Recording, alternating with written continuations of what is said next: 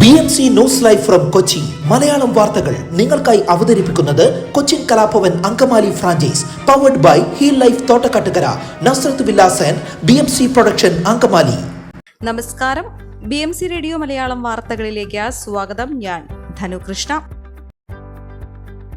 വാഹനമിടിച്ച് ചത്ത നായ്ക്കുട്ടിയുടെ ജഡത്തിന് സമീപം അമ്മയുടെ കാത്തിരിപ്പ് തുടരുന്നു. ഇടത്തല കുഴിവേലിപ്പടി പഞ്ചായത്ത് റോഡിലാണ് കാഴ്ചക്കാരുടെ ഉള്ളു നോവിക്കുന്ന ഈ കാഴ്ച. ഇവിടെ തമ്പടിച്ച തെരുവ് നായ്ക്ക് 3 മാസം മുൻപാണ് 4 കുഞ്ഞുങ്ങൾ ജനിച്ചത്.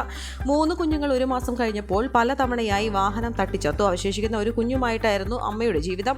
അങ്ങനെ പരിപാലിച്ച അവസാനത്തെ കുഞ്ഞാണ് 3 ദിവസം മുൻപ് വാഹനം ഇടിച്ചു ചത്തത്. എന്നാൽ കുഞ്ഞിനരികിൽ നിന്ന് മാറാൻ അമ്മ കൂട്ടാക്കുന്നില്ല. ദുർഗന്ധം വമിച്ചു തുടങ്ങിയ ജഡത്തിനരികിൽ തന്നെ ദിവസങ്ങളായി അമ്മ കാത്തിരിക്കുകയാണ്. MC റോഡിലെ മൂവാറ്റുപുഴ മേഖലയിൽ വർദ്ധിച്ചുവരുന്ന വാഹനാപകടങ്ങൾ തടയാൻ ലക്ഷ്യമിട്ട് ശാസ്ത്രീയമായ രീതിയിൽ നടത്തിയ സേഫ്റ്റി ഓഡിറ്റ് റിപ്പോർട്ട് 6 വർഷം പിന്നിടുമ്പോഴും നടപ്പായിട്ടില്ല. ദിനേന എന്നോണം അപകടങ്ങൾ നടക്കുന്ന സാഹചര്യത്തിൽ റിപ്പോർട്ടിലെ നിർദ്ദേശങ്ങൾ അടിയന്തരമായി നടപ്പാക്കണമെന്ന ആവശ്യവും ശക്തമാണ്.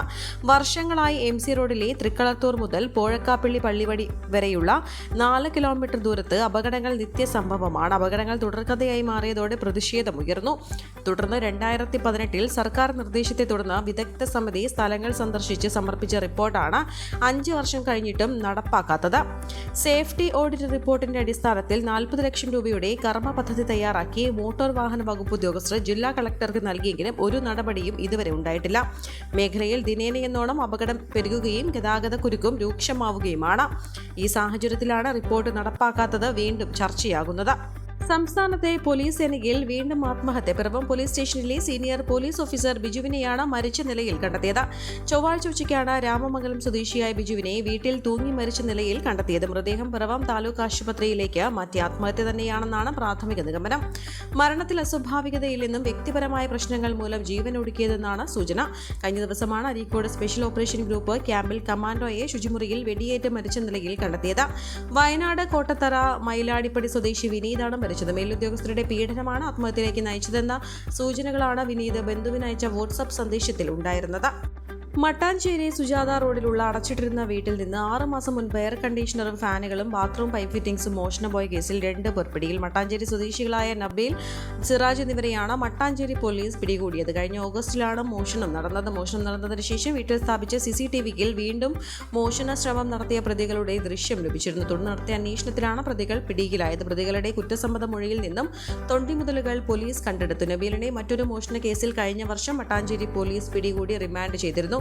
ജാമ്യത്തിലിറങ്ങിയ ശേഷം വീണ്ടും മോഷണം നടത്തുകയായിരുന്നു. മട്ടാഞ്ചേരി അസിസ്റ്റന്റ് കമ്മീഷണർ PB കിരണിന്റെ നിർദ്ദേശാനുസരണം മട്ടാഞ്ചേരി പോലീസ് ഇൻസ്പെക്ടർ KA ഷിബിന്റെ നേതൃത്വത്തിൽ സബ് ഇൻസ്പെക്ടർമാരായ Jimmy Jose, Sathyan, senior civil police ഓഫീസർമാരായ എഡ്വിൻ റോസ്, സുനിൽ, സിവിൽ പോലീസ് ഓഫീസർമാരായ ബേബിലാൽ, വിനോദ്, നിഖിൽ, ഉന്മേഷ്, ഉദയൻ, അനീഷ് എന്നിവർ ചേർന്നാണ് പ്രതികളെ പിടികൂടിയത്.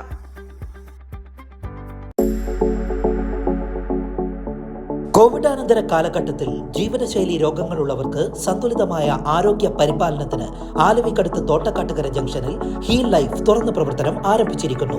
ഫിസിയോതെറാപ്പി, സൈക്കോളജി, ആയുർവേദ ചികിത്സകൾക്കായി 8089011772 ബന്ധപ്പെടാവുന്നതാണ്. കൊച്ചിൻ യൂണിവേഴ്സിറ്റി ലൈബ്രറിയുടെ സുവർണ ജൂബിലി ആഘോഷങ്ങൾ ഡിസംബർ 20 ആരംഭിക്കും. 1 വർഷം നീണ്ടു നിൽക്കുന്ന ആഘോഷങ്ങൾ CUSAT vice chancellor doctor M. Junaid Bushiri ഉദ്ഘാടനം ചെയ്യും. സർവകലാശാല ലൈബ്രറി ഹാളിൽ നടക്കുന്ന ചടങ്ങിൽ സാഹിത്യകാരൻ TD രാമകൃഷ്ണൻ മുഖ്യാതിഥിയാകും. Registrar doctor AU Arun, syndicate അംഗങ്ങൾ എന്നിവർ പങ്കെടുക്കും. ജൂബിലി ആഘോഷങ്ങളുടെ ഭാഗമായി വിവിധ സാഹിത്യ സാംസ്കാരിക പരിപാടികൾ, വ്യത്യസ്ത വിഷയങ്ങളിലുള്ള സെമിനാറുകൾ, ശില്പശാലകൾ, സർവകലാശാലയിൽ നിന്ന് വിരമിച്ച ലൈബ്രറിയന്മാരുടെ സംഗമം, ക്വിസ് മത്സരങ്ങൾ, പുസ്തക പ്രദർശനം എന്നിവയും ഒരുക്കിയിട്ടുണ്ട്.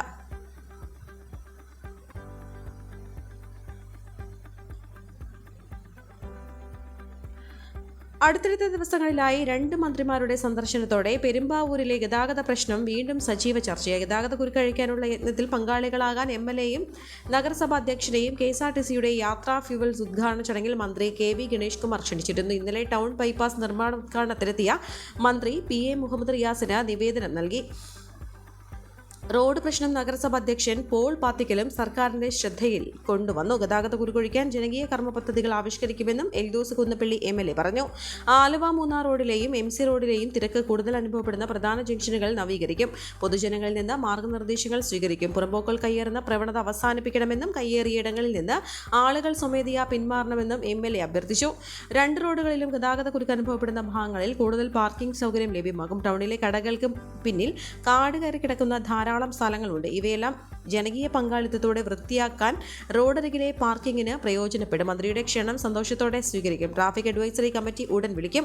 KSRTC സ്റ്റാൻഡിന്റെ മോശം അവസ്ഥ പരിഹരിക്കാൻ മന്ത്രിയുടെ നിർദ്ദേശപ്രകാരം ബ്രാൻഡിങ്ങിന് ശ്രമം തുടങ്ങിയെന്നും MLA അറിയിച്ചു. ഈ വാർത്തയോടുകൂടെ BMC റേഡിയോ മലയാളം വാർത്തകൾ സമാപിക്കുന്നു. നന്ദി, നമസ്കാരം.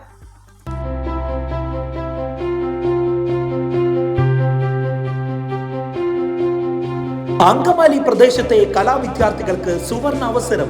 ലോക പ്രശസ്ത കലാവിദ്യാലയമായ കൊച്ചിൻ കലാഭവന്റെ അങ്കമാലി ഫ്രാഞ്ചൈസി കരയാമ്പറമ്പിനടുത്ത് എളവൂർ കവലയിലുള്ള സ്പ്രിംഗ്ഫീൽഡ് കെട്ടിടത്തിൽ പ്രവർത്തനം ആരംഭിച്ചിരിക്കുന്നു. Classical dance, cinematic dance, Carnatic music, Zumba dance എന്നീ വിഷയങ്ങളിൽ പ്രഗത്ഭരായ അധ്യാപകർ ക്ലാസുകൾ നയിക്കുന്നു. കൂടുതൽ വിവരങ്ങൾക്ക് ബന്ധപ്പെടുക 9995208614.